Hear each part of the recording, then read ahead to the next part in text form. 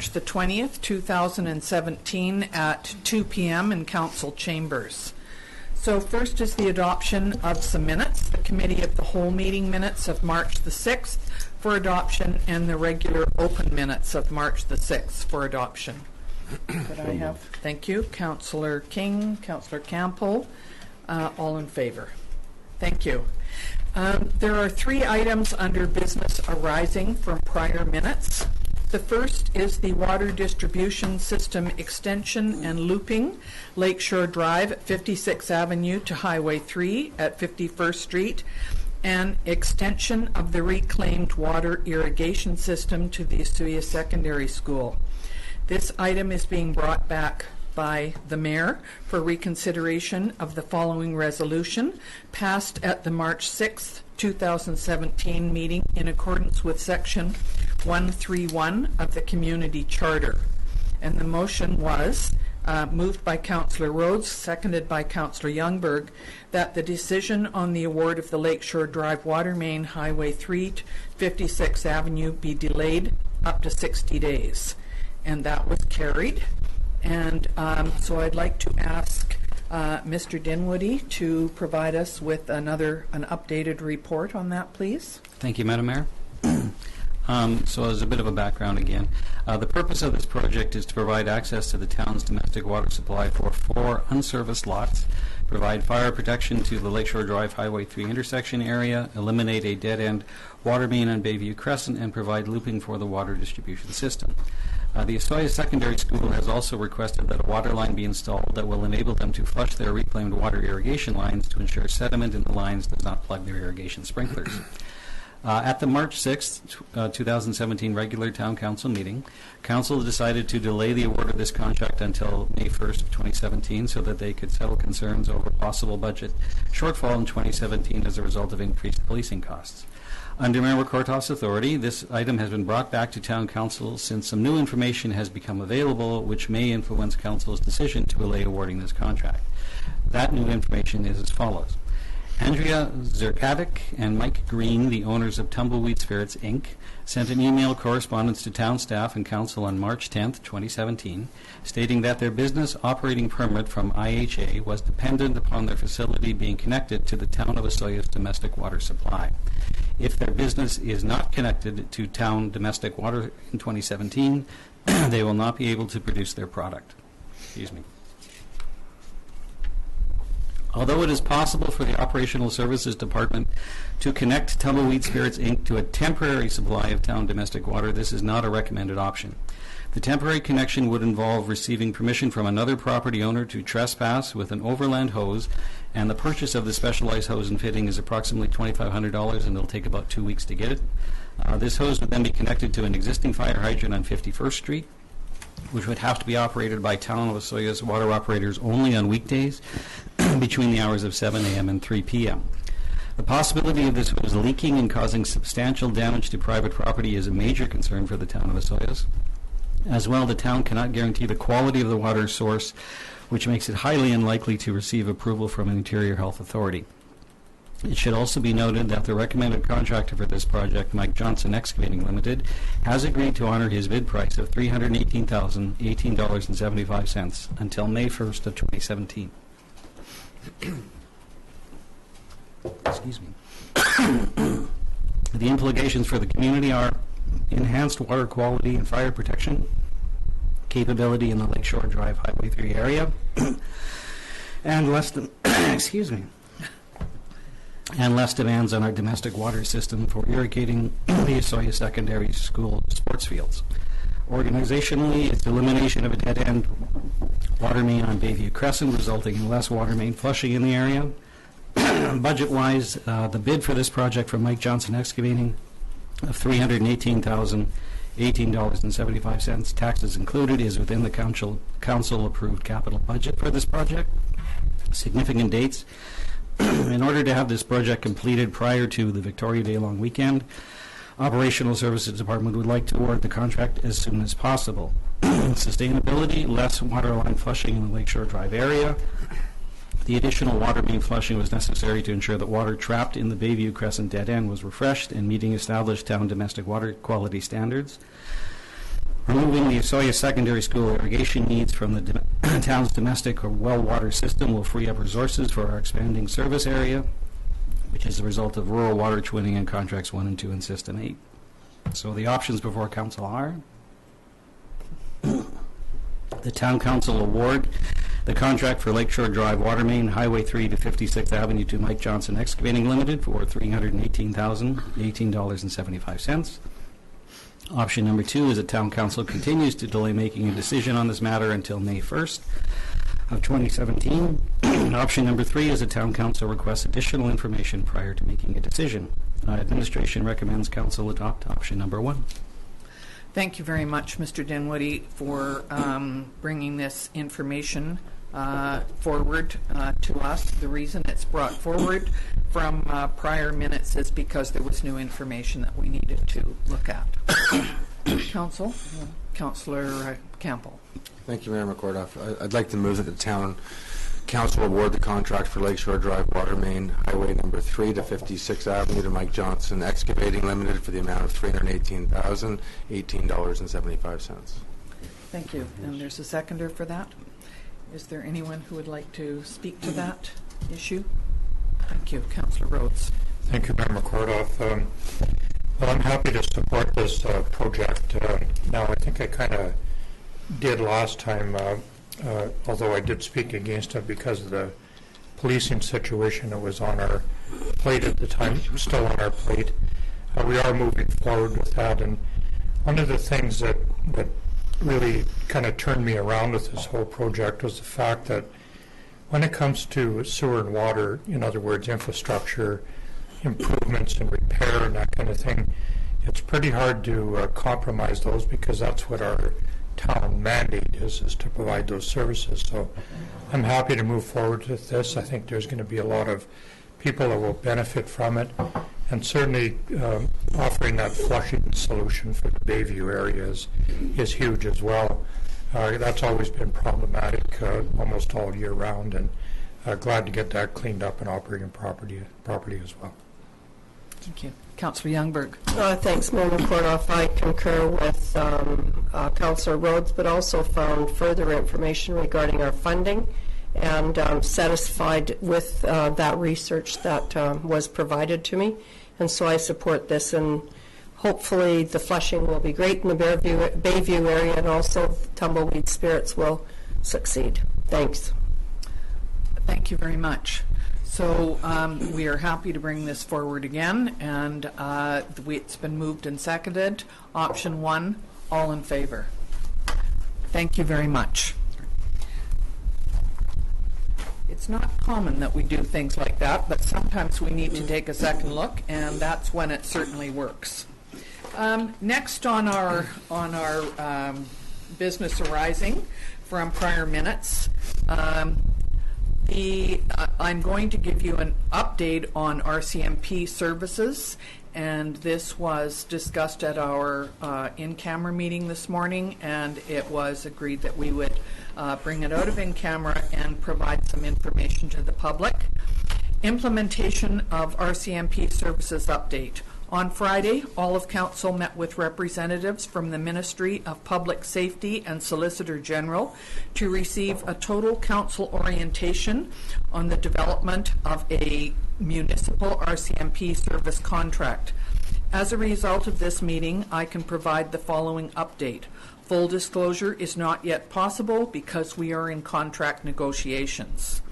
Provincial representatives assured us that April 1st date for a contract is not a firm date, and that policing services will continue to be provided as usual, as they are now, until a mutually agreed to contract is signed. Council sees areas of the proposed contract that need to be negotiated to better reflect the cost sharing of community policing services. The province will be provided a letter that reflects Council perspective on the policing contract and the areas that need to be readdressed. The contract, as currently proposed by the province, would result in a policing bill as follows, and this is a worst-case scenario. For property and business assessed at $400,000. 2016, the single-family home would have paid $99.60, and in 2018, the policing requisition will be $271.96. So $67.99 per 100,000 of assessment. In 2016, businesses would have paid $244.04, and in 2018, the requisition will be $435.12, $108.78 per 100,000 of assessment. Council considers this expenditure as an increase in the policing cost to the community and not as an increase in municipal taxes to fund services that are directly supplied by the municipality. Council will continue to explore all its options and to negotiate a decrease in the cost to the community. The town has submitted an appeal on its census amount of $5,085, but a decision by Census Canada doesn't have to be rendered until July of 2018. So because we've had so many questions about what's happening to police services, we decided to provide an update as far as we know, but we are still in negotiations. Next is Mr. Dinwiddie has a policy that he is going to bring forward that from this morning's COW meeting. Thank you, Madam Mayor. So this is proposed amendments to the Operational Services Policy Inspections number PW008. The current Operational Services Inspection Policy outlines a variety of infrastructure inspections performed by the Department on an annual basis. This policy and the frequency and approximate time of years that the inspections takes place. The purpose of the schedule is to ensure that town forces are exercising due diligence in repairing any observed defects in the community's road, water, sewer, and parks networks. This last policy was updated on March 7th of 2005. It should be noted that it is recommended by the Municipal Insurance Association of British Columbia that communities review their inspection policies to ensure that they are being complied with. Ensuring compliance with existing policy greatly improves the community's chances of successfully defending themselves against any possible future legal claims. The Operational Services Department would like to amend Inspection Schedule Policy PW008 with regards to tree inspections in parks and on boulevards. The current policy states that the department will inspect boulevard trees once a year in April or May, and trees in parks every 3 months, then every month from May through September. The Operational Services Department does not have a certified arborist on staff who would be qualified to make accurate assessments of tree health. There is also no plan to incorporate this position into the Operational Services workforce. Alternatively, the Operational Services Department would like to change this policy to state that trees on boulevards and in parks will be inspected upon report from crew or the public.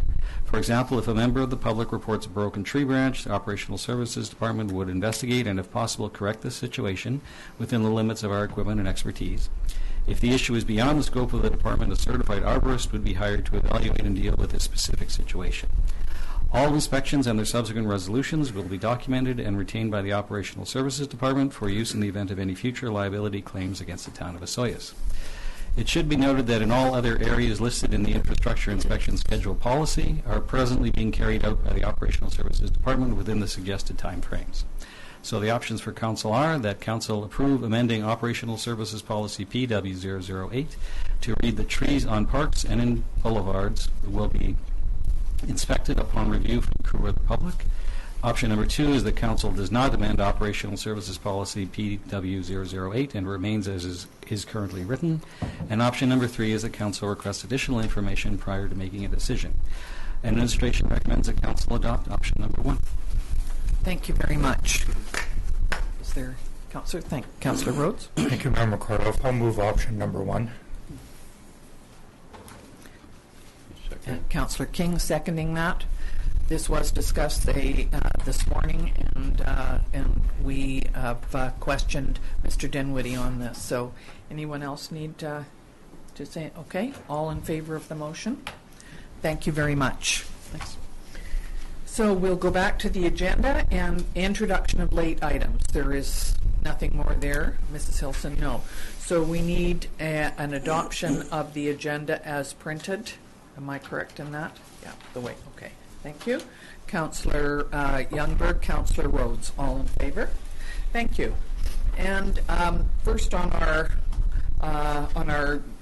after that today is a delegation. And we have a group of residents from the East Bench, and I believe Hart Buckendahl, are you going to speak to that, please? Would you come up to the microphone then? Thank you. Good afternoon, Your Worship and councillors. My name is Hart Buckendahl, and I'm representing a group of citizens on the East Bench.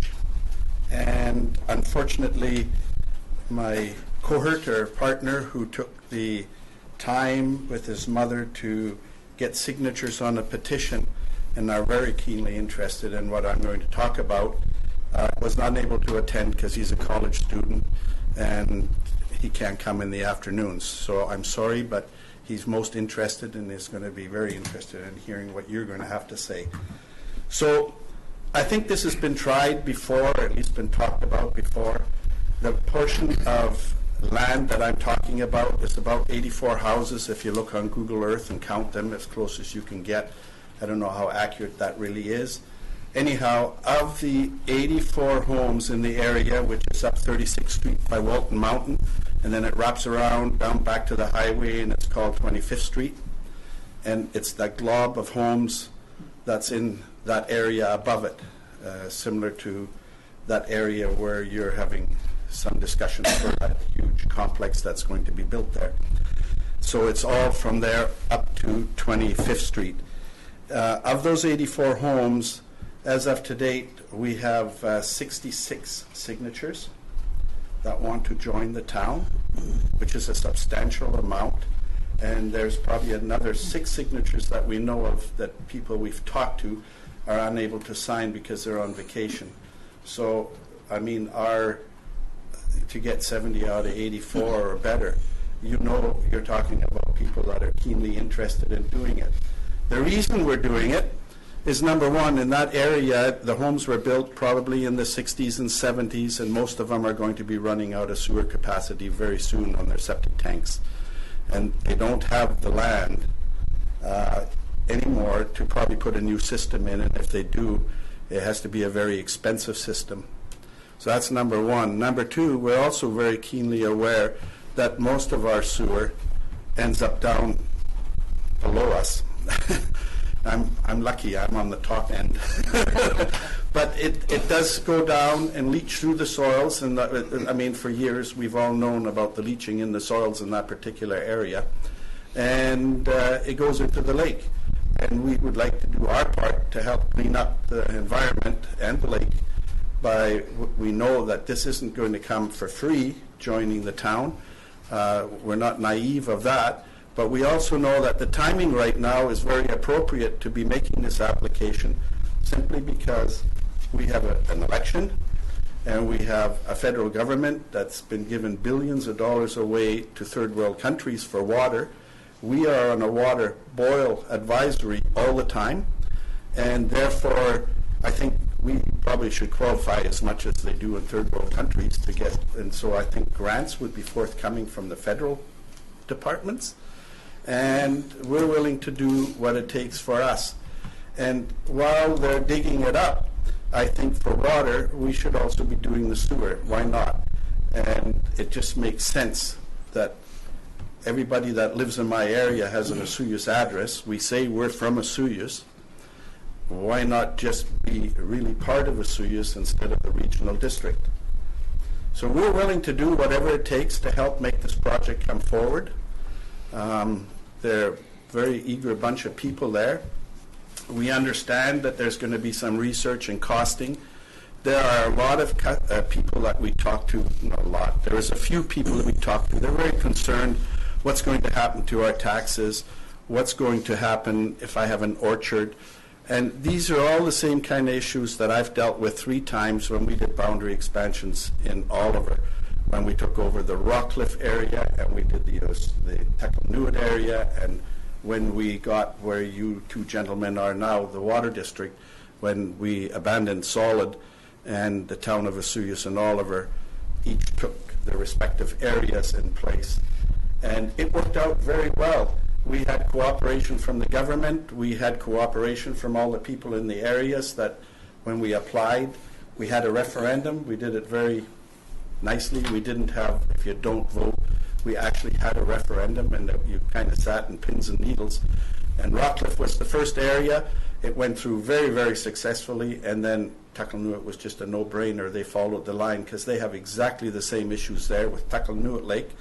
And I just see this as being an exact duplicate, what we're doing here of what's been done before. And this time around, we really would like to see this thing proceed and actually happen. And if there's anything we as a group of citizens that live up there can do it. We didn't go around to other areas, and I'm sure there are a lot of other people that are going to be interested in sewer, but we are a very primary area that I think warrants it because of the active structure underneath the water. Oh, like, I mean, it's been there as long as I know it, since 1955, and it's just something I think the citizens up there know, and we're all willing to do and pitch in, and we're asking for council support to take this seriously, take us on, and we're extremely excited about the prospect, and I don't think you'd be wasting your time, and certainly we would sure look forward to it for all the benefits that both the town would receive from having extra homes inside the town area, and the benefits we would receive from the expenses we're going to be looking at shortly if we have to change our septic tanks and do those things. And being on the boil water advisory, I tell you, I'm just a very recent resident up there in October, and a couple of weeks ago we had a water outage, and for 2 days the water, after they turned the system back on, was darker than chocolate. It was disgusting. And I mean, you flushed the toilet bowl, it was black. And your sink, I mean, I can't even tell you how dirty it was. You'd have to see it to believe it, but it was disgusting. And I don't think there's any need in 2017 for us to live that way when we have something a quarter mile down the road. We have a pipe running by with the real water that we could tap into. And we have a government that's very, very in tune to this kind of thing happening, because I'm pretty sure that they like to see the towns grow and that. So that's what I have to say, and I am here, and I'm willing to answer any questions that you might have of me. Thank you very much for presenting this. We did put out a notice in the paper asking for people who are interested to contact the town, and we have had several. Various people have contacted the town.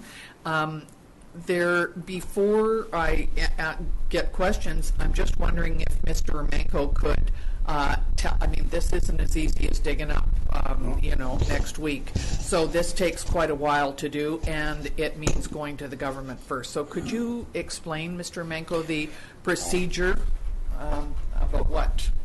Well, right now we're just, as you mentioned, doing kind of trying to find out what the expression of interest is on boundary expansions, and once we have kind of a sense for where it's at, I think the next step is to contact the province and see which way they want to go. Often these types of, if it's going to be a large boundary expansion, they like to do a governance study.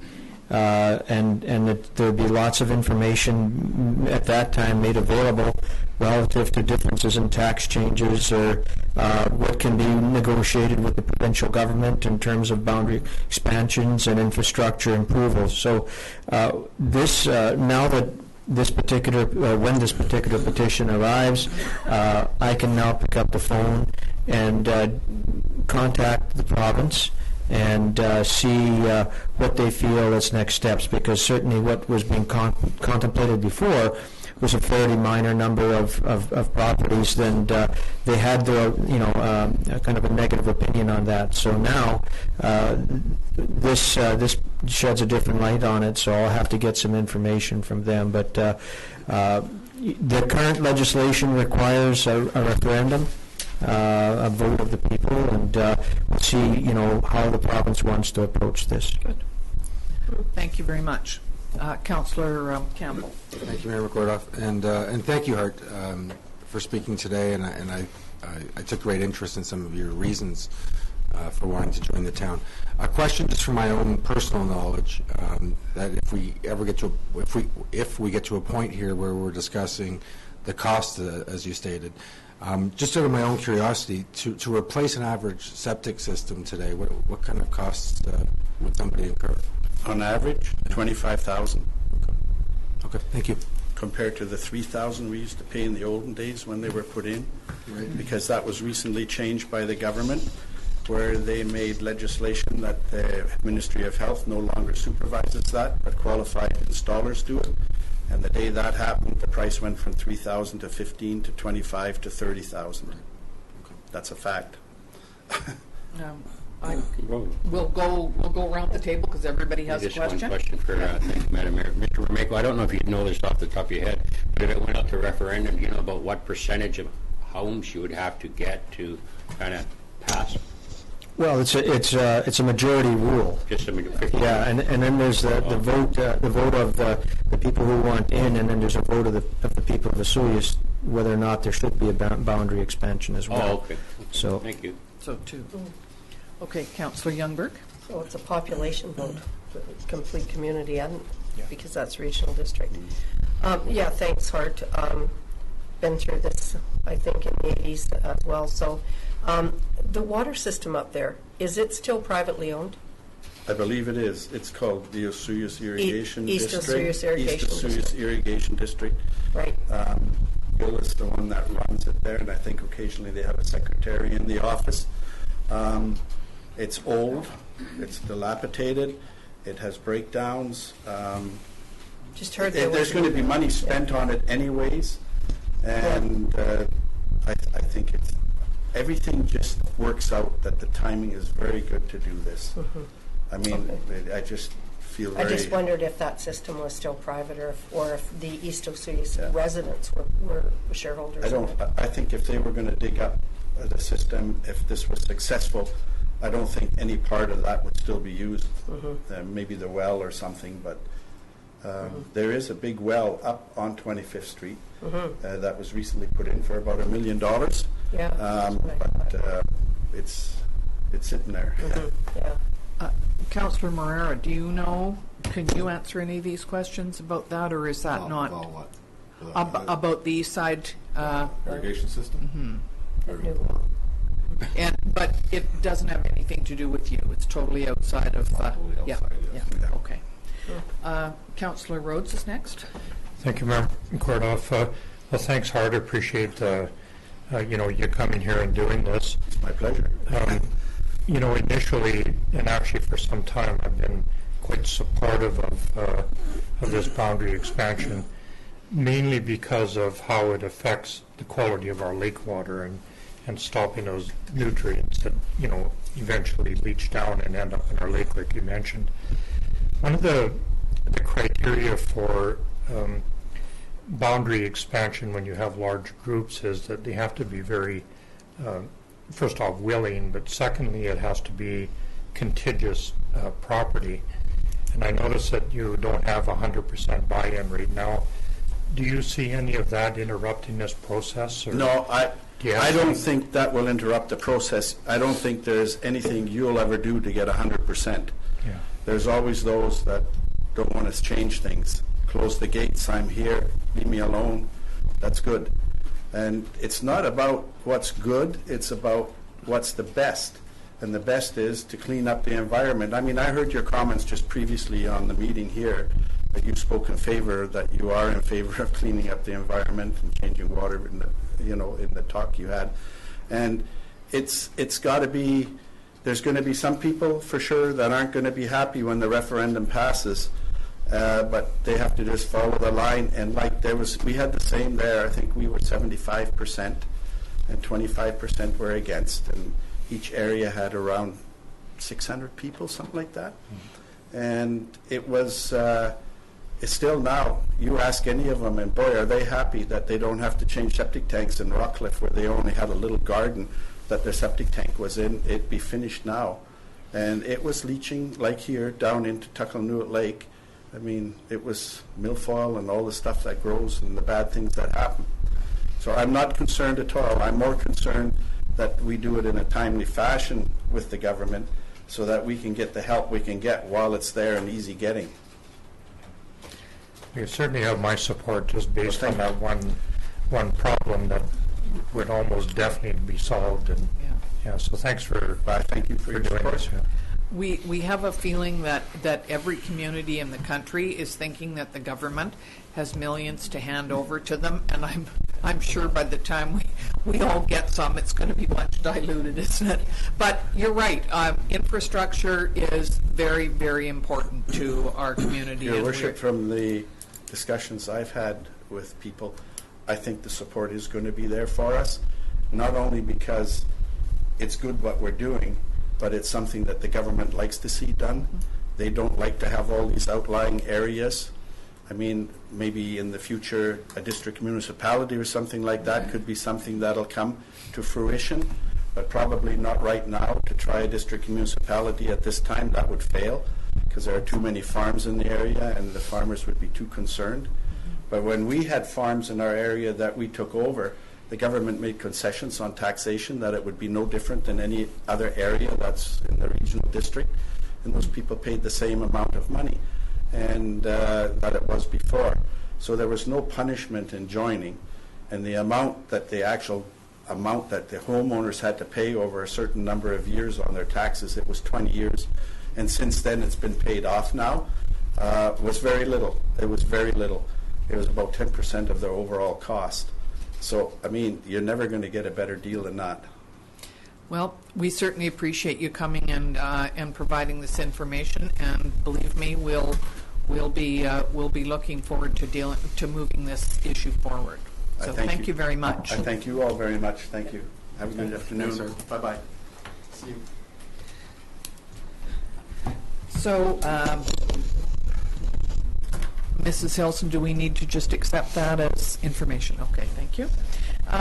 The next on the agenda is water matters, and we have Water Districts 8 and 9 financial accounts to report on expenditures from accounts payable for water councillors and council approval. Water District cash requirements to March the 20th are in the amount of $11,291.71. So could we, you're approving that? Councillor Ray seconding that. All in favor? Thank you very much. And next is the Okanagan Basin Water Board. The highlights. Since I was at the meeting, I'm just going to speak to this a little bit. First of all, what we heard was the South Okanagan and Similkameen Conservation Partnership and the Okanagan Collaborative Conservation Program did a presentation to OBWB and about OBWB initiatives as protection of ecosystems, including wetlands and water quality. So it was quite interesting to hear them. As you can see, there continues to be a huge push, not only from OBWB, but from other people as well, on mussel action. And it's going to the federal front as well, so there are some people, including Councillor Youngberg and Councillor Campbell, who are going to Federation of Canadian Municipalities convention this year, and we're hoping that several people can get an ear with the minister and talk about that. Water grant applications. Have I done something wrong? What have I forgotten? I'm sorry. We'll just have to come back. That's all. And I missed that second one? Sorry. Okay, we'll do this first and then I'll come back. And there will be recommendations from the OBWB board in April. And this week is Canada Water Week. So there are a couple of things on. One of them is an award-winning documentary called River Blue. It's happening in Kelowna this week, but I'm sure it should be available on, I don't know, Netflix or Documentary Channel or something. It's worth looking at. And then there is a public forum this week as well called Why Waste Water or Why Wastewater. So you could do it either way. So there are lots of things on, and I'm just hoping that everybody who is paying attention to conserving water and being aware of how much water they use. I saw, as an aside, a very interesting show on National Geographic Channel yesterday. It's just been put out, and it was about water issues in California. Fascinating, if you ever get a chance. There are big business water brokers and big developers that are buying up water rights, and it's causing huge issues down in California. So we don't want that here. So could we accept the, how do we deal with this? Accept the, information? For information. Thank you.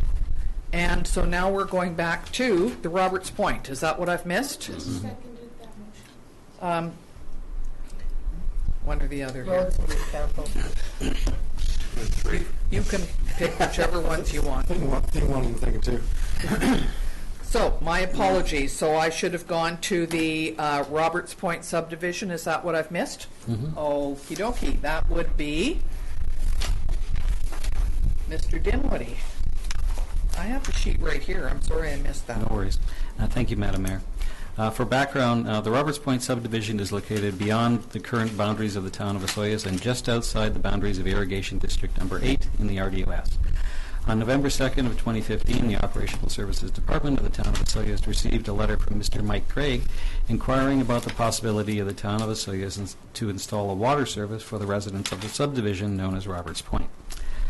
A component of the Rural Area Twinning Phase 1 Contract Number 2 System 8 contract is the extension of water service to Roberts Point subdivision. The cost of this extension is to be paid for by the benefiting residents of Roberts Point. The residents of Roberts Point have informed the town of Osoyoos that the Regional District of Okanagan-Similkameen has agreed to contribute funding for this project in the total of $100,000.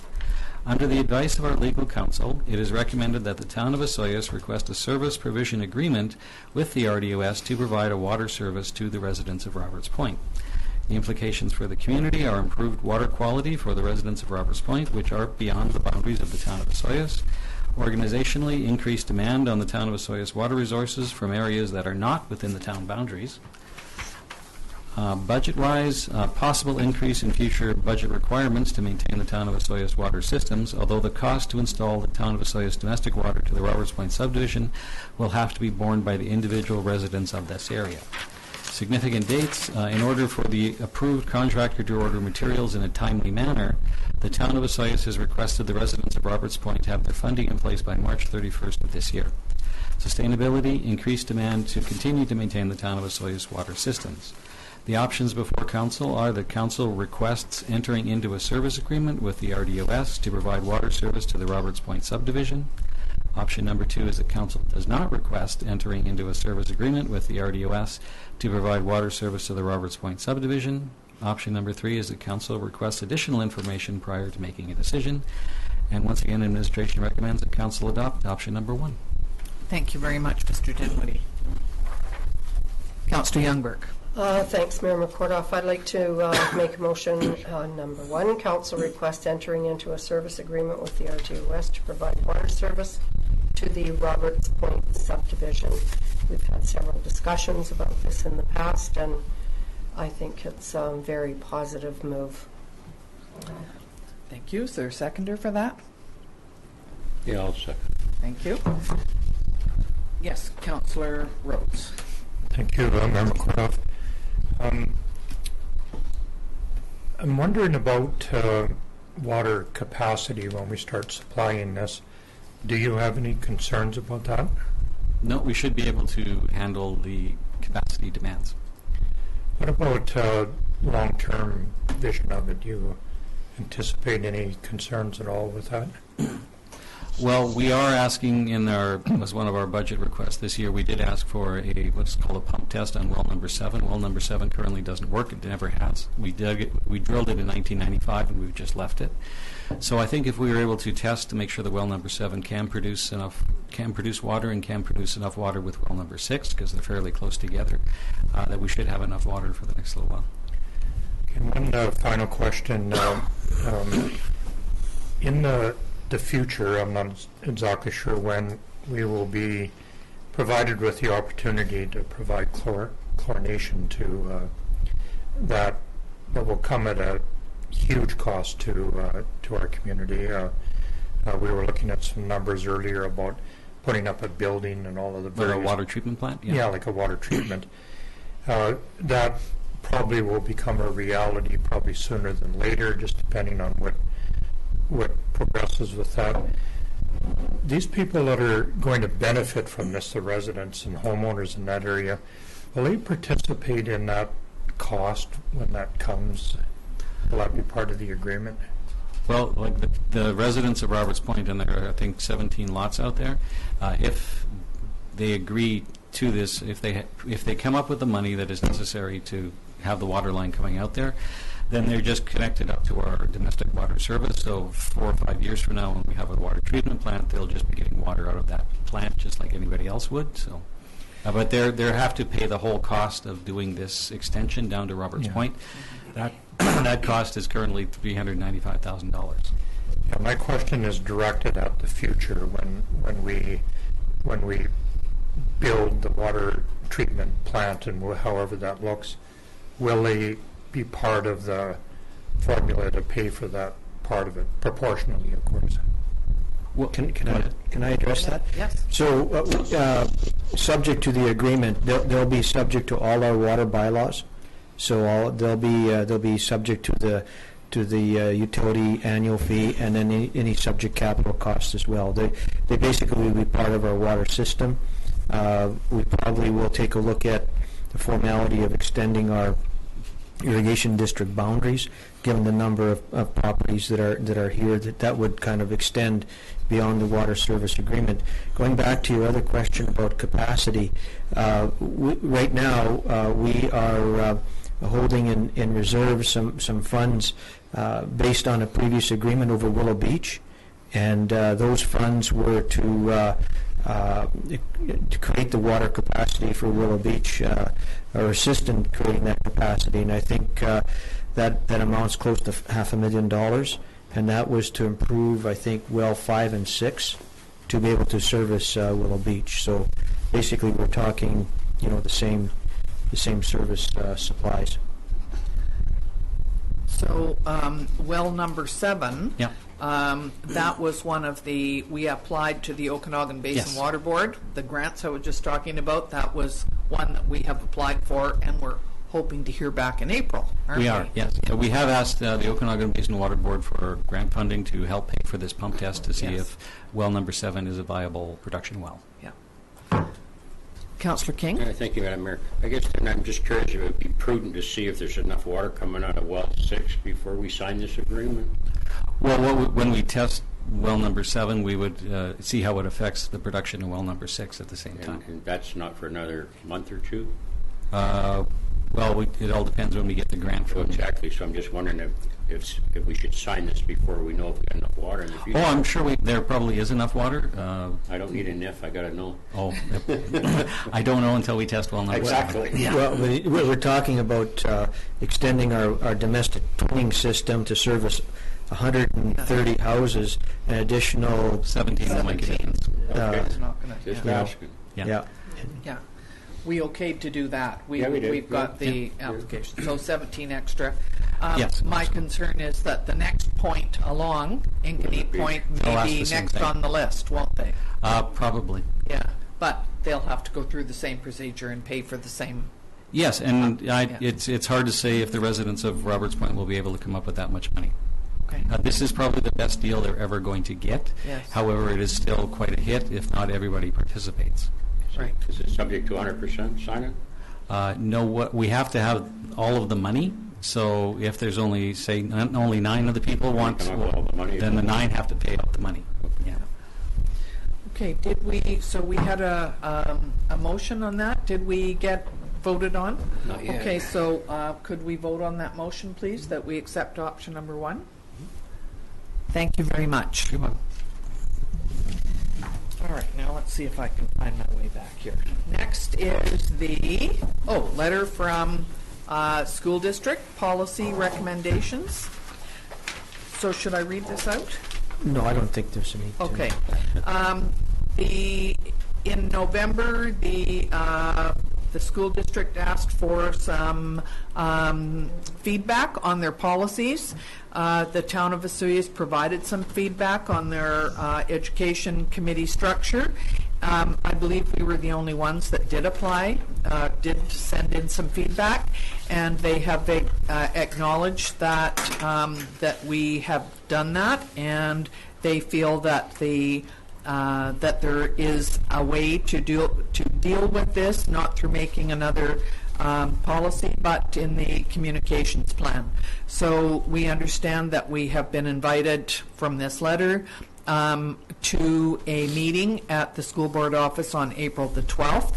Since we got this letter, we have had another one, but it was received after we put together this agenda, and we will be responding to that very soon. But as far as we know, the Osoyoos Council is very interested in making sure that we do whatever we can to keep in the loop on any educational policies that and things that happen in our town.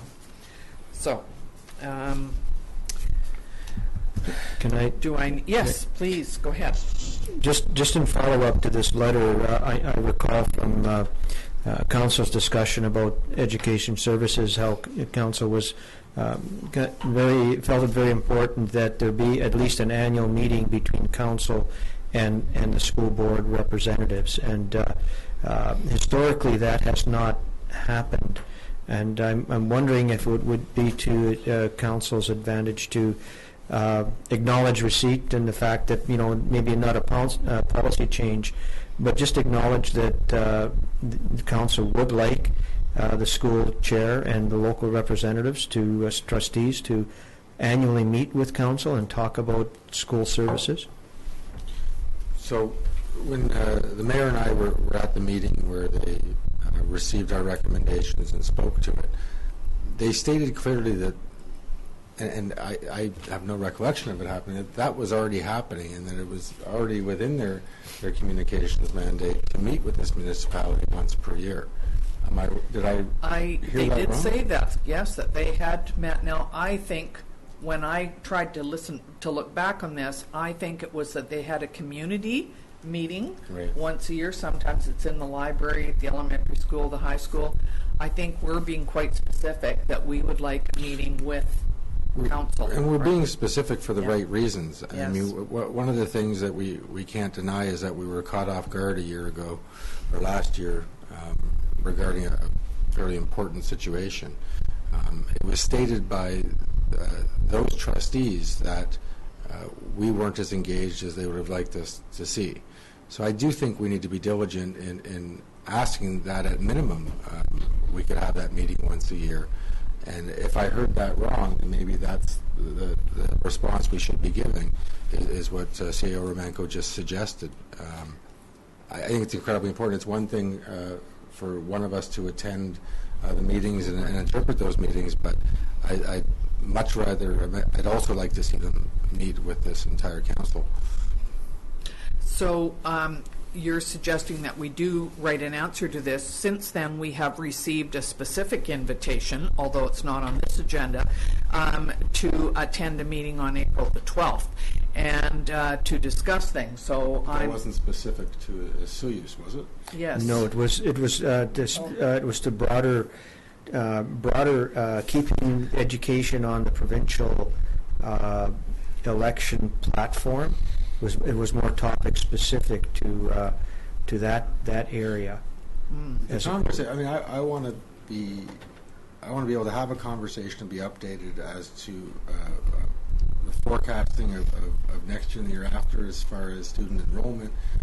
If we're forecasting decline, it'd be nice to know that well in advance of hearing about it through a school closure recommendation. Those are the conversations that I'd like to be having with the school district at least once per year.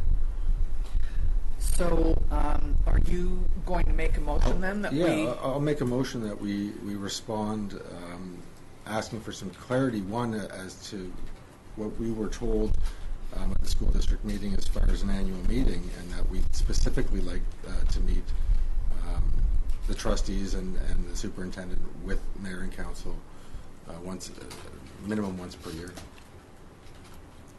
Are you? I'm sure that you can make that sound a lot better than we just did. He can jazz it up. Are you seconding that? Yeah, I'll second that. Thank you. For sure, but can I just bring to your Well, attention this content of this letter here? It's directly addressed to us, Barry Romanko and the mayor, and it says further to our letter dated February 28th, which we read before. They're saying they want to meet with you to engage, not a group, but you. So it doesn't say anything about any other organizations, municipalities, or school districts meeting with them. And my only question was just the fact that, yes, I think that letter is very important, which is why I second the motion, but also in the fact that just to highlight a couple of those sentences in that letter to say, yes, we'll be there on April the 12th. But that was for that was the second letter. That wasn't this one, and that was why we only can deal with this one today, I believe. Which are two different letters. Yeah. Well, I know, but February 28th. Well, we've had one since that states that it's not just Osoyoos. This one's March 1st on my computer. Yes. Also, this is for specific purpose.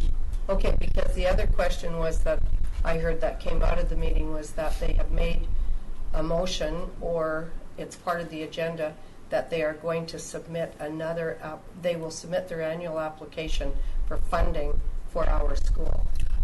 Is that correct?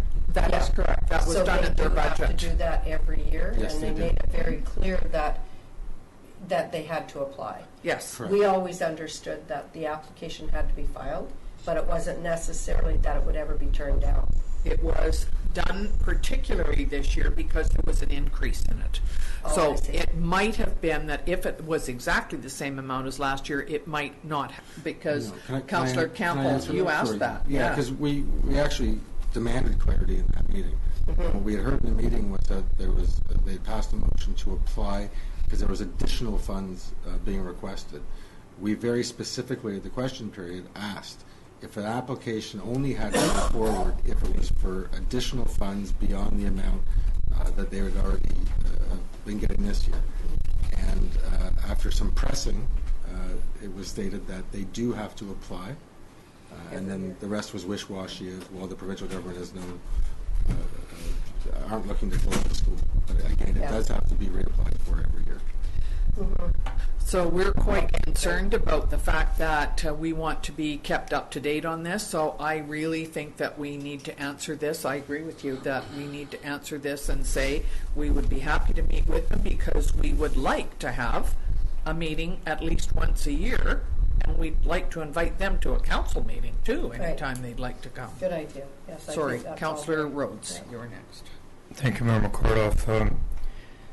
Well, when you stand on a bridge and you watch the water flow underneath, in the course of a year, there's a lot of water that goes underneath the bridge. Is this because it's water week? Yeah. Yeah, So, okay.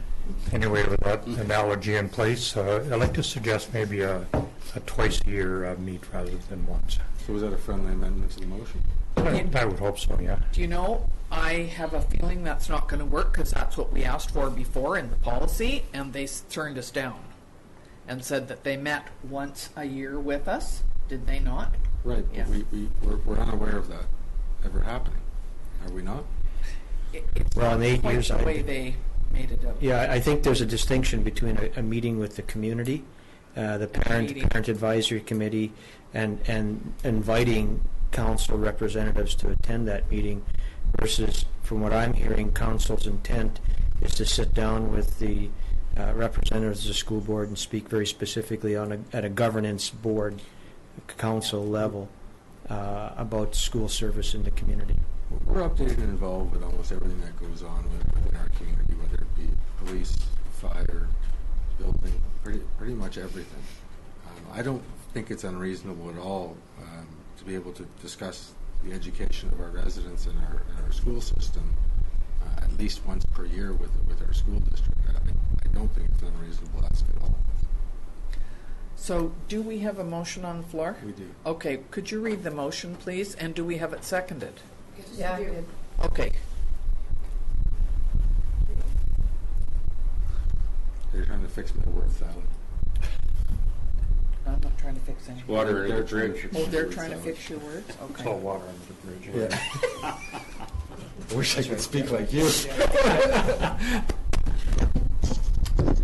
So it was moved by Councillor Campbell, seconded by Councillor Youngberg, that Council direct administration to respond to the School District 53 letter and requests that on an annual basis a meeting be held between Mayor and Council and the trustees and superintendent about school services in the community.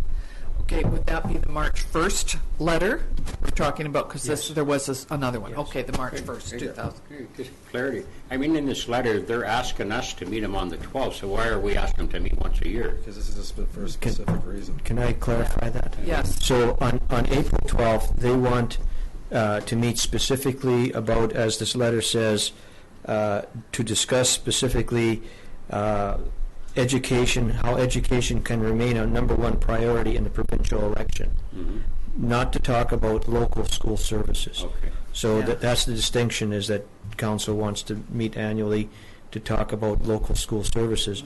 I think that given that council's been brought the next letter, that and there's a April 3rd kind of Yes. deadline for response.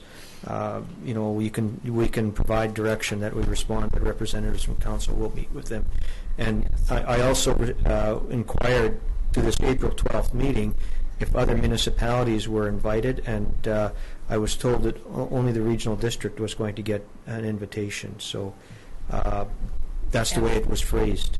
The town of Osoyoos and the regional district, Right. which is a little confusing, I think. And I don't know if there's just a lack of understanding of the regional district and its makeup, but All the better reason to meet with us once a year. I guess, but this letter still says they're going to meet with each local government if the other communities want to, and this has mutually set up the agenda between us. So, And am I And you're reading right, the wrong letter? it was To discuss. the April the 12th meeting that we were specifically invited to. The letter after this one does say that they would like, once they know that we're attending, that they would like that the Bev Young and the CAO would set up an agenda with That's what things this on. March 1st letter says right now. That's Yeah, what I'm reading. it does, but Right it's in the not quite paragraph. as specific. They should I have meeting know. regarding mutually agreed upon agenda. Yeah, and then we got another letter, so it's a bit confusing. I think what we're asking for is plain and simple. We'd like a meeting It's with one thing to get an invitation to discuss something that the school district wants to engage us in regarding the overall education model for the province. That's not what we're talking about. What we're asking for is to meet with them to discuss our school district and how it affects the Osoyoos and what's happening. I think it's very straightforward. So, Mr. Romanko, have you got all that? You Yes. can write a letter? Yeah. Because that was a bit confusing. Okay, thank you. So it's been moved and seconded. All in favor? Thank you very much. Next is the MRDT bylaw. Mr. Romanko, is that you? The municipal and regional district tax, MRDT, was introduced in 1987 to provide funding for local tourism marketing programs and projects. The tax is intended to help BC revenues, visitation and jobs, and amplify BC's tourism marketing efforts in an increasingly competitive marketplace. The MRDT is up to 3% tax applied to sales of short-term accommodation provided in participating areas of British Columbia on behalf of municipalities, regional districts, and eligible entities. To promote a coordinated and efficient use of funds, the following enhanced MRDT program principles have been adopted: effective tourism marketing programs and projects, effective local stakeholder support and intergovernmental intercommunity collaboration, marketing efforts that are coordinated and complementary to provincial marketing strategies and tactics, fiscal prudence and accountability. The MRDT is jointly administered by the Minister of Finance, Ministry of Jobs, Tourism and Skills Training, and Destination BC.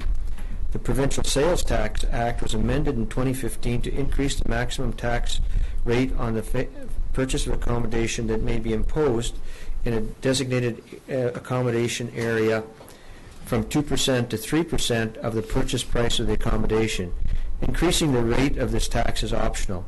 A designated recipient may request a change in the rate of tax to 3% of the purchase price of accommodation prior to the renewal date by submitting a complete application containing all the requirements. If approved, the tax will be renewed at the new rate for another 5-year period. It is intended that designated recipients implementing a rate of 3% will sponsor and contribute to provincial tourism events program. Under this program, 0.2 percentage points of the incremental 1% of the tax will contribute to a provincially led program to support tourism events that are expected to increase tourism to and within British Columbia. Designated recipients with a 3% tax will be subject to enhanced reporting requirements. Destination Osoyoos, DO, is formulating a strategy to seek stakeholder approval to increase the MRDT on Osoyoos accommodation from 2% to 3%. The current bylaw governing the implementation of MRDT only allows a maximum of 2%. DO must provide the provincial government with a bylaw that allows for a 3% rate. Attached, please find a bylaw number 1327 that captures the changes that DO needs to proceed with an application to increase in tax. DO will be seeking stakeholder approval of this increase. The bylaw is worded in such a manner that enables DO to proceed with the 3% or 2%, depending if stakeholder approval grants the increase in MRDT. Currently, DO receives approximately $400,000 in MRDT to enable tourism marketing and program support services. The additional tax will generate approximately $100,000 of additional revenues. DO's new strategic plan will provide additional information relating to how these additional revenues will be spent. Council passed the following motion on March 6, 2017, moved by Councillor Campbell, seconded by Councillor King, that the MRDT rural tax number 1327, 2017 be read a first, second, and third time. The community benefits from MRDT financing tourism marketing and other tourism programs. An increase in funding will allow for additional tourism investments. In terms of budget, no town budget impacts. However, DO will receive an additional $100,000 annually, with approximately $20,000 having to go to a provincial funding pool. Significant dates: request decision at this meeting to enable bylaw to be part of application package. 3 options are presented. 1, to adopt Osoyoos Municipal Rural District Tax Bylaw number 1327, 2017. 2, to rescind third reading and make further amendments and reread for a third time Osoyoos Municipal Rural District Tax Bylaw number 1327, 2017. And 3, to not adopt it at this time. Recommendation: Administration recommends option number 1.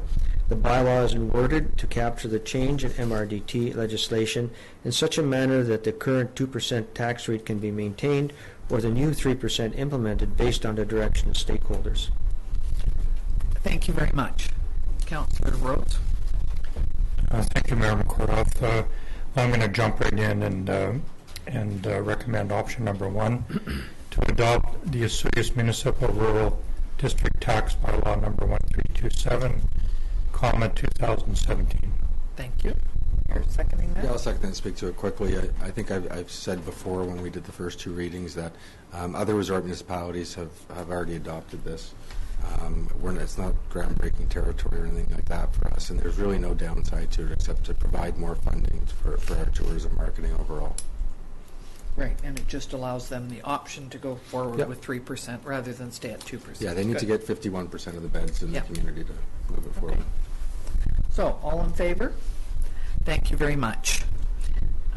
Next is the canal, paving the canal trail, phases 3 to 5. Mr. Emenko. In 2016, resort municipality funding was used to pave canal trail parking lot and trail to 62nd Avenue, from 62nd Avenue to 100th Avenue. Additional town funds were provided to develop an accessibility entrance and exit under the highway. The 2017 budget is proposing to use $182,000 from the resort municipality funding to continue paving the canal trail and complete lighting from 62nd Avenue up to 74th Avenue. Of that total, $97,000 was estimated for the paving of the portion of the project. The third phase of the paving is from 100th Avenue to 116th Avenue and is estimated and quoted from Peter Brothers Construction at $43,342, attached quote. The fourth phase of the paving would run from 116th Avenue to Empire Street at the industrial subdivision. Attaches an email from Peter Brothers that provides an estimate in the amount of $19,386 to pave this portion of the trail. Phase 5 of the paving will be from the industrial subdivision airport east entrance to the trailhead highway underpass, a distance almost equal to the Phase 4 paving. Completion of this paving would provide a paved hiking trail and biking loop.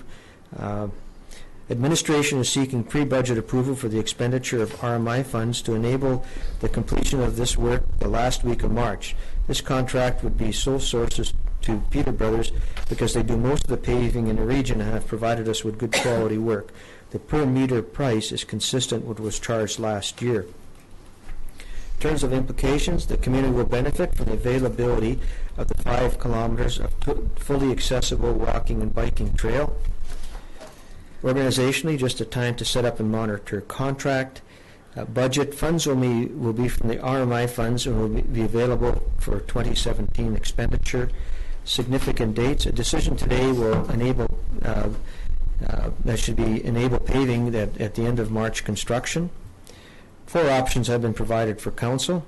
Council approves the expenditure of RMI funds for Phase 3 of the canal paving from 100th Avenue to 116th in the amount of $43,342. 2, Council approves the expenditure of RMI funds for Phase 3 and 4 of the canal trail from 100th Avenue to trailhead on Empire Street and the industrial subdivision in the amount of approximately $65,000. And 3, Council approves the expenditure of RMI funds for Phases 3, 4, and that should be 5, paving from 100th Avenue, the distance that would be funded with the budget amount of $97,000 to enable the entire trail loop be completed. And 4, Council denies pre-budget approval of expenditure of RMI funds to enable the canal trail paving. The recommendation from the administration is option number 3. Funding for this project is coming from RMI program, and completion of this paved loop would be a tremendous asset to local residents and tourists. Approval of funding now will enable completion of this project for summer period, as early access to the contractor is available at the end of March. The final loop of the trail is very susceptible to puncture vine, which negatively affects the trail's ability to provide high-quality biking experience. Paving of this loop and using the roadway in the industrial subdivision would provide the town with a significant recreational trail biking loop from 67th Avenue trailhead around the airport of approximately 5 kilometers. With completion of signage and lighting to the highway in 2018, this would bring the project to completion. Thank you very much. Is there Councillor King? Yeah, thank you, Madam Mayor. I guess your Phase 5, there's not really a number here, but I'm presuming it would be within the budget of the $97,000. That's right. It's approximately the same distance as 4. Okay. We didn't get out there. As we got estimates from Peter Brothers, we didn't get a chance to get out there and measure it exactly, but we should be able to complete that within the $97,000. Thank you. Yeah. Yes. Councillor. Thank you. I'll move that Council approves the expenditure of RMI funds for Phase 3, 4, and 5 of the canal trail paving from 100 Avenue to distance that can be funded with the budgeted amount of $97,000 to enable the trail loop completion. Thank you. Are you seconding that? Thank you. And we do have the funds in RMI funds, so that's right. It's not something that we have to pick up pop cans for. Councillor Rhodes. Well, that would be interesting. Do whatever we can. Mr. Romanko, I'm wondering about the phase from 100th Avenue to Empire, there's quite a grade increase from the bottom of 100th Avenue up to Empire. And in one particular area, it's actually quite steep. Yep. And I'm wondering if there's going to be any mitigation of falling and ice and snow and that kind of thing in that area. Whereas right now with the compacted road crusher we have in there, it's kind of easy to walk up there. But I could see asphalt causing us some concerns. Well, I've talked to that with operational services, and during the winter, we started that hole all the way from Dividend Ridge down through what we paved. We've maintained, and we may have to just do more maintenance relative to ensuring that sand is placed on there to ensure that that we do our due diligence on it. It's one of the nicest looking areas because of that canopy of those large trees through there, but it certainly contributes to keeping the ice and snow in that area. Yeah, quite a bit. I think we'll have to take some of those trees out because I don't think you'll get a paver through there. When we went through there, it would be nice to maintain, but we're going to have to take some of those trees out. And some of them are hanging over the trail anyway and could knock over a bike rider, I think. Yeah. Okay. Okay, so we didn't vote on this yet, Mrs. Hilson. Okay, it's been moved and seconded that we go with option 3. All in favor? Thank you very much. Next is the South Okanagan Transit. So is that you, Mr. Emenko? It is. Okay. So the town of Osoyoos entered into a master operating agreement on April 1st, 2004 with BC Transit. It further entered into a transit service agreement on May 1st, 2006. The town has also yearly entered into an annual operating agreement for budget funding purposes, which ran from April 1st to March 31st. The Master Operating Agreement, MOA, incorporates the winning proponent of the service into a 3-party agreement for the duration of the term, in our case, South Okanagan Transit Society. The Transit Service Agreement is an agreement to establish transit service within a defined area. The annual operating agreement is basically similar to the MOA, but provides an annual basis for service levels and funding for the operating year. The Regional District of Okanagan-Similkameen has established a service area to take on transit system and services. The town is now required to give notice under all 3 agreements. Notice was given to BC Transit that the annual operating agreement would not be considered by the town for 2017 and 2018 due to the RDOS taking over the service. However, notice still is required to be given under the other 2 agreements. In terms of implications, community, there's none. Organization of the town will no longer be required to administer the South Okanagan Transit System. No budget changes required. Significant dates, the RDOS will be in a position to take the system over May 1, 2017.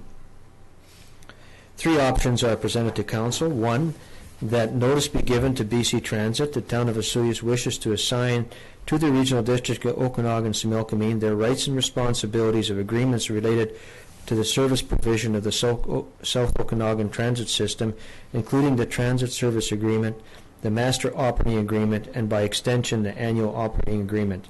This assignment is requested to be effective upon execution of the appropriate new agreements with BC Transit. 2, that the town give notice to BC Transit that the town will be terminating its agreement under the Master Operating Agreement dated April 1, 2004, and May 9, 2017, and will be terminating the Transit Service Agreement dated May 1, 2006, and May 9, 2017. That the town give notice to BC Transit that the town will be terminating the Master Operating Agreement or the Transit Service Agreement. Recommendation, staff recommends option 1. This will allow the Regional District to transition as soon as possible to the operations of the Okanagan Transit System, estimated to be no later than May 1, 2017. To give notice to BC Transit will require this notice to extend to May 9, the requirements of the terms of the agreement. Option 1 is the cleanest and most favorable way to proceed, with the RDOS taking over the system. Thank you. Councillor Rhodes. Thank you, Mayor McCordoff. I'll move option number 1. I'll second. Thank you. Yes, we've been through this quite a bit, so I don't think there would be too much discussion about this one. So all in favor? Thank you very much. And next is our final Parks and Trails Master Plan. Ms. Wong. All right, thank you, Mayor McCordoff. So the purpose of this report is to request that Council receive and consider endorsement of the attached final Osoyoos Parks and Trails Master Plan prepared by Stantec Consulting. As an overview, the Parks and Trails Master Plan was prepared to provide guidance for investing in the acquisition and development of an integrated parks and trails system to serve diverse community and visitor needs over the next 20 years. The plan builds upon the town's 2014 Community Services Master Plan in regards to parks, open space, and trails. This project was initiated with the release of a request for proposals in May of 2015 and the selection of a consultant, the consultant being Stantec, in July of 2015. In terms of the engagement process, during the planning process and the preparation of the master plan, the consultants used various engagement methods to gather feedback and input from residents, stakeholders, and municipal departments. These methods included holding a day-long Parks and Trails planning charrette with local stakeholders in October 2015, gathering input online via MindMixer, inviting the public to provide spatial feedback on StandMap to identify key issues and priorities, inviting the public to participate in a survey, reviewing the draft plan with the Parks and Trails Study Coordination Committee, and presenting and gathering feedback on the draft plan at a public open house in September of 2016. In terms of actions and recommendations, in order to achieve the shared vision and goals presented in Section 7.0 of the Master Plan, the plan identifies a total of 70 actions, and some of these actions are separated into further subsections, categorized under the following 7 broad strategies. So there are 10 actions under Expand, Diversify, and Connect the System, 30 actions under Enhance the System through upgrades, amenities, and programming, 7 actions under Keep Nature in Our Future, 7 actions under Actively Manage the System, 4 actions under Spread the Word about the System, 5 actions under Collaborate, and lastly, 7 actions under Sustain Our Capacity. The actions are also prioritized under an implementation plan organized into 6 categories, and the implementation plan is or can be found under Section 10.0 of the Master Plan. So these include in progress or completed actions, short-term priority actions, being 1 to 5 years, medium-term priority actions being 5 to 10 years, and long-term priority actions being 10 to 20 years. There's also actions under ongoing policy or protocol, as well as ongoing planning and design directives. In terms of implications to the community, as highlighted in the overview section mentioned previously, various opportunities were provided during the project to engage members of the public and to gather community input. Organizationally, the Parks and Trails Master Plan will assist the town by setting a framework for guiding the resourcing, development, management, provision, and expansion of the Parks and Trails system over a 20-year period. In terms of budget, Council budgeted $25,000 of the 2015 Resort Municipality Initiative funds, along with $10,000 from reserve funds for this project. In terms of significant dates, the implementing actions would be inputted into the town's business and capital plans each year. And in terms of sustainability, an integrated system of parks and trails will serve evolving community, recreational, and health needs, act as an economic driver for attracting new residents and growing the town's economic base, as well as enhancing resort community assets. Options before council include option number 1, council receives and endorses the Osoyoos Parks and Trails Master Plan. Option number 2, council does not endorse the Osoyoos Parks and Trails Master Plan. And option number 3, council recommends any other action deemed appropriate. And staff's recommendation is option number 1, that council receive and endorse the Osoyoos Parks and Trails Master Plan for implementation on a action-by-action basis. Thank you very much. And you've also included the very long Yes. plan The in master here. plan. If this is endorsed, will it be put on the town website? It will. So we do have a section under professional reports, and we will be updating the plan, the latest copy of the plan on the town's website. Good, thank you. Are there any questions or concerns about this? Councillor Rhodes. I'll move option number 1 as recommended. Thank you. Councillor Rhodes, Councillor Youngberg. All in favor? Sorry. Councillor Rhodes would like to speak to it. Thank you for bringing us for approval and acceptance. I'm really glad to see the report. I didn't read every aspect of it, but I certainly went through the whole thing.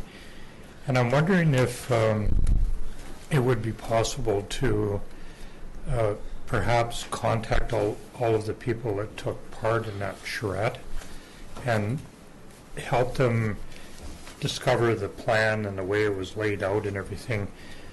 And I know that's kind of an odd request, but at the time of the charrette, there was a lot of head scratching that was going on subsequent to the charrette, and we were kind of wondering where we were at and how it was going to turn out. As demonstrated in your report with the report, it turned out pretty darn good. I like the report. It's really got a lot of the components that we were kind of struggling through at the charrette to get to, and I think a lot of these folks that participated in that might be interested to see the final result. Right. Yeah. Good idea. Thank you very much. I hope I wasn't too critical. I held back a little bit. So we can Yeah. notify the attendees, the charrette attendees. Yeah. Perfect. And, Yeah, and thank there you. is a picture of some people in there included in the report. Anybody else? Okay, so all in favor of accepting this, number 1, thank you very much. So next is the no notice of motion, and the next is the payroll cash requirements. So we have general accounts of $450,133.82. Arena accounts of $8,872.24, and those would be adopted by consensus. And net payroll accounts of $99,556.12 for information. Okay, and the next is the bylaw enforcement report.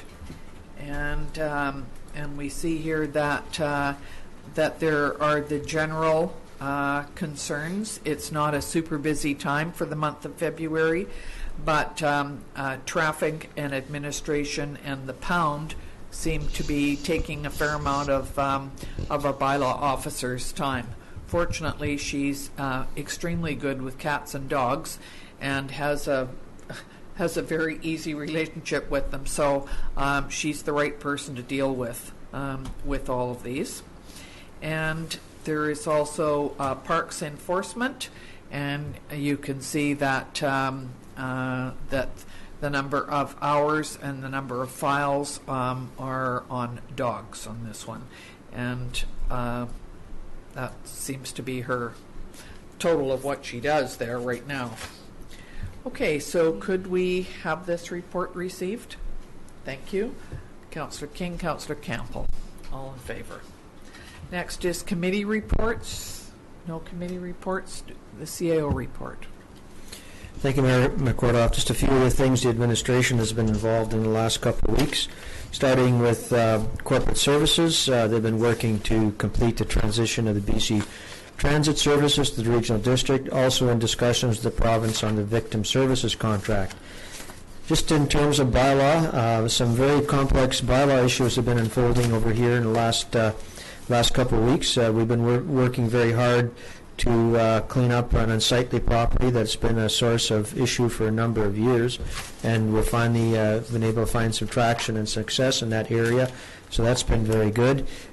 We've had numerous dog issues, complaints. Some of them have been in regard to aggressive dogs. We had one unprovoked dog chase a small dog and owners, and as a result of that, the first $1,000 ticket for a dog attack under our new bylaw was issued. So this is just a reminder that there seems to be an increase in dog attacks and dogs chasing people and other dogs. It's important to remind everybody that they will face hefty fines such as $1,000 if their dog is not controlled at all times in chases or attacks. In community services, the Leisure Guide is in circulation with spring registration on March 13th. The volunteer appreciation is still scheduled for April 22nd, and compost bins will be on sale until March 22nd. Planning and development, staff have met with 6 lone staff from local financial institutions to discuss how the town's affordable housing support program in the Richter property could assist some of their clients. Staff has also been working with lawyers on a contract to purchase and sale of the 5 Richter property lots to Elkhart Construction, including 2 for affordable homes. The town's invitation to interested street food vendors closes on Wednesday, March 22nd, and staff will subsequently make recommendations to council. 1 submission has been received in response to the town's RFP for inflatable water park at Legion Beach. Following a waterfront steering committee meeting, the Okanagan WBIT has been requested to provide additional information before staff take a report to council. 2 submissions have been received in response to the town's RFP for Gyro Park Pier and Foreshore walkway final design. Following a waterfront steering committee, staff was collecting additional information before taking a report to council. Public Works, painting various pump houses throughout the town, clearing storm drains throughout town, sweeping sidewalks and streets, inspection of all traffic signs, installation of no trespassing signs at the airport, and installation of new signs on the canal trail. And interestingly enough, on the loop today that generated some interest. There's a question related to horse use on that particular trail, and I would discourage any horse use on that particular trail. I don't think it's a compatible use with walkers, bikers, and all that. So just to be right on in terms of social media response. There have also been the installation of garbage cans and doggy bag dispensers on the canal trail at 100th Avenue. Myself, meeting with the province over police services, discussion with many parties over boundary expansion, also discussions relating to servicing of the Willow Beach subdivision, and as an update of note that announced today in a media release is that the town has been successful in receiving an $846,000 grant under the Clean Water and Wastewater Fund. This grant we will have to match with $173,400, and it is for our sewer rehab program that we have, that will see a replacement on the lid at our main lift station, and also our lagoon desludging program. That's all I have. Good. Thank you very much.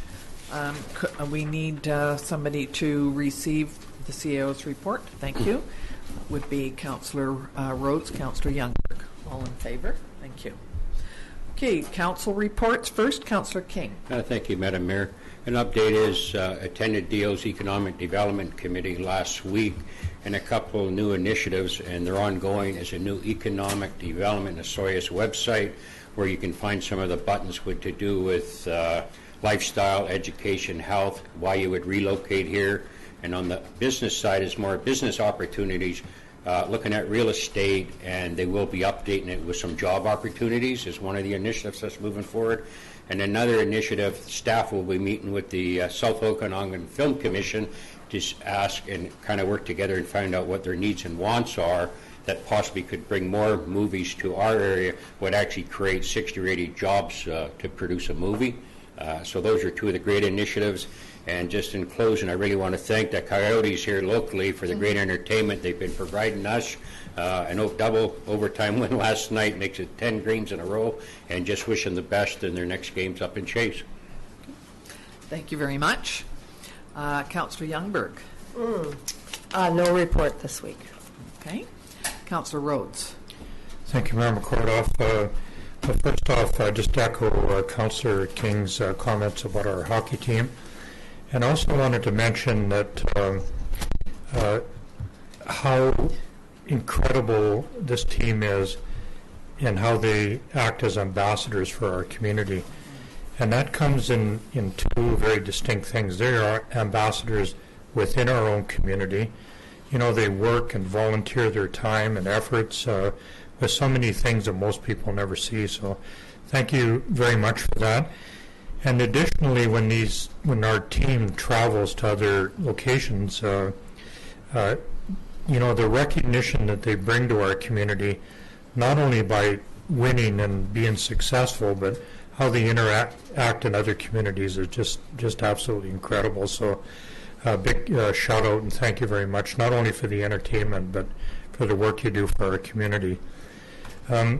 Just looking at back at the bylaw statistics that we have been provided, in almost every category, the time spent and number of files has gone down over the last year, except for one, and that's the pound, and I'm assuming that's efforts that go into placing dogs in there and caring for them and that kind of thing. And boy, I'll tell you, that's incredible when that's the number one thing that your bylaw people work on, with the exception of traffic, but they are almost equal.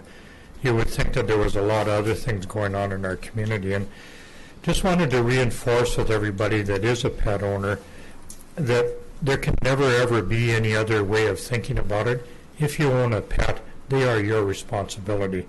And when they poop on the sidewalks and on people's lawns, it's imperative that you clean up after them. And when they do things that cause, you know, animals to end up in a pound, it's usually not the pets or the animals' fault or anything that they did. It's something that the owners have neglected. So, you know, let's get together and kind of try to, you know, bring these numbers down, these hours spent on it, and really focus on some of the things that are important in our community other than looking after dogs and cats and birds and other animals, that kind of thing. So thanks. That's my report. Thank you. Councillor Campbell. Thank you, Mayor McCordoff. This will sound redundant, but yeah, our Coyotes just won 10 straight playoff games. Haven't lost yet. I believe they're the only team in the KIJHL that's won all their playoff games so far. And really the difference in this series, and it's not to put down any of the teams we played in the first two rounds, but this Chase team came to play, and this has been really, really good hockey, and the boys have certainly had to step up their game to compete with these guys, and just entertaining hockey. And I love pulling up to the arena early and seeing the tournaments leaving as this game starts, and just seeing the Sun Bowl jam-packed on the weekend. So it's good to see. Good, thank you.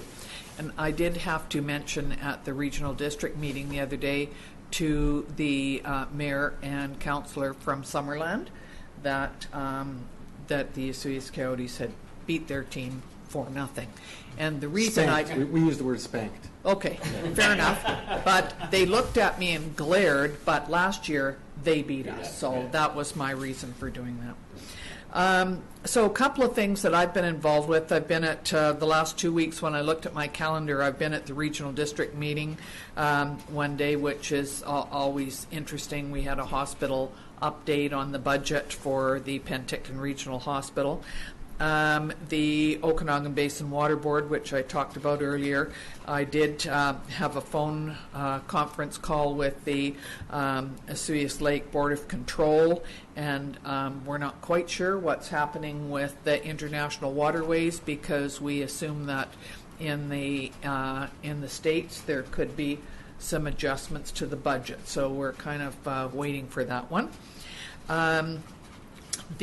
I was at the Adam Fiesta tournament the other night at the arena. I'm bringing greetings from the town, and it was interesting that it was their 43rd year of doing this, and one team from Quesnel had been there for 43 years. They've been there every single year. So it's a great tournament. An awful lot of people from this town volunteer, the Minor Hockey Association, looking at how they can put on these great tournaments with tons of people. Couldn't believe it. So that was good. I had a group in here the other day meeting with me. They were from the university over in the island. They were looking at influx of immigrants into the area, how we dealt with it, and they had been to the new corrections center. They talked to people in Oroville, and there wasn't anybody from Border Services or the RCMP that could talk to them here, but I did go up and I got Constable Ian McNeil to come down, and he spent half an hour with them answering their questions. They enjoyed being in Osoyoos for a couple of days, but they found it a little chilly. I think they must be with other people who assume this is Palm Springs North when it's still sort of the winter. However, I also have to give a real shout out to the drama club and all of the people up at the high school. Beauty and the Beast was a wonderful performance up there. I know that there was one in Oliver, Greece at the same time. So, you can't be everywhere, can you? But how nice that both drama groups have put on these performances for the community. I was there Saturday night. It was full. I know it was on Friday night as well. So I think it's terrific, and I am hoping that we can attend many more drama events up at OSS over the next few years. And I just wanted to point out that there is a public hearing today at 4:30, and people are invited to attend if they are interested. It will be at room 4 and 5 of the community center, and so it's in 45 minutes. So with that being said, could we have a motion to adjourn, please? Councillor King, Councillor Campbell, all in favor. Thank you very much.